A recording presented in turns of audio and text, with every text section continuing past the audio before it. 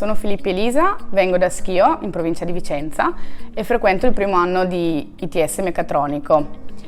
E ho scelto questo corso perché quando avevo 15 anni volevo fare l'ITIS meccanico sempre a Schio, poi per una serie di motivi ho scelto il chimico, però finite le superiori ho deciso di finalmente intraprendere quello che volevo fare. E stiamo facendo un progetto di team working e io, ovviamente, non avendo basi meccaniche o elettroniche, mi occupo in generale un po' della gestione magari della documentazione o comunque magari dei materiali, venendo da una scuola chimica. Come tirocinio sono in Polidoro, che è una ditta di Schio che fa bruciatori. Mi occupo in realtà di parte di attrezzeria, comunque disegno. A settembre andrò in Erasmus, quindi mi sono impegnata molto per arrivare fino a lì e spero di imparare molto anche da quello.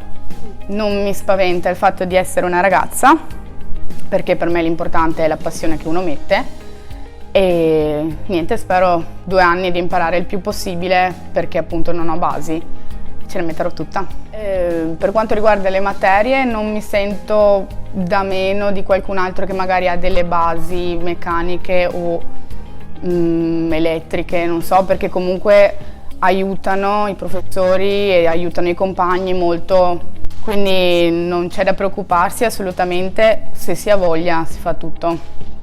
Per il futuro non lo so ancora, perché più cose imparo più dopo saprò orientarmi, quindi adesso sono ancora abbastanza in alto mare, però vedremo quale sarà la mia strada, insomma.